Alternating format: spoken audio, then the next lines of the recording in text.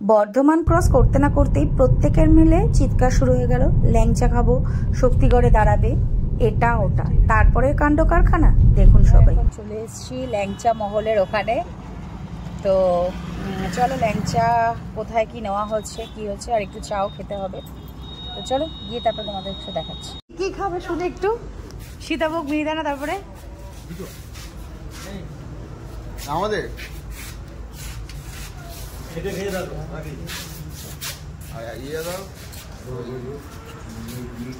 100 মিহিদানা দিয়ে দাও।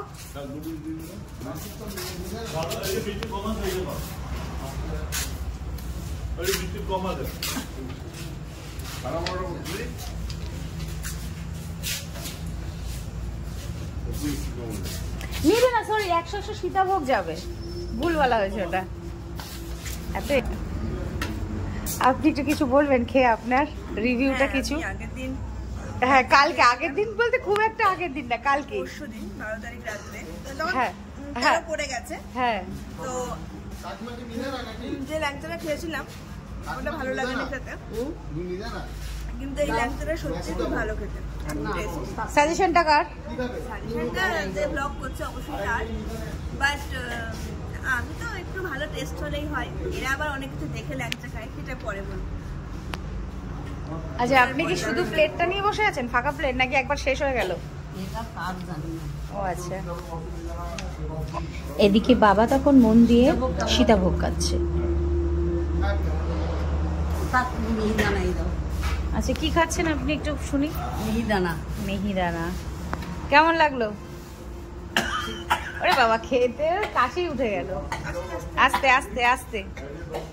আমরা এখন বর্ধমানের, হ্যাঁ, তারপরে শক্তিগড়ের। আচ্ছা স্টেশনে দাঁড়িয়ে আছি। হ্যাঁ সীতাভোগ খাচ্ছি।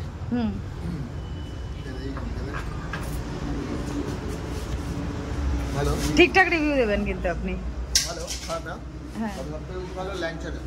হ্যাঁ ল্যাংচাটা অসাধারণ খেতে। ওটা সাজেশন করেছিল কে? ল্যাংচার ডিফারেন্সটা পাপিয়া কিরকম কিরকম ভাবে ডিফারেন্সটা বলা হয়েছিল সেটা একটু বলুন।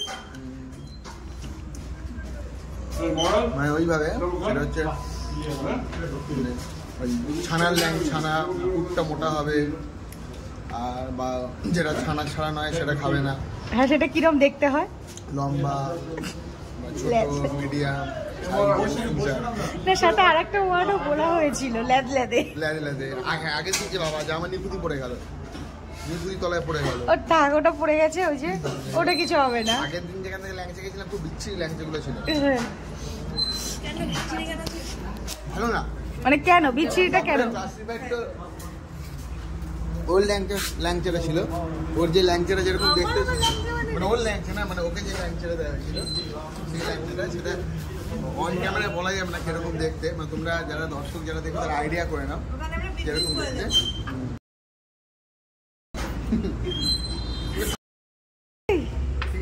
থাক আর বেশি ইসেতে যাবো না, আমরা বেশি ডিটেলসে যাবো না।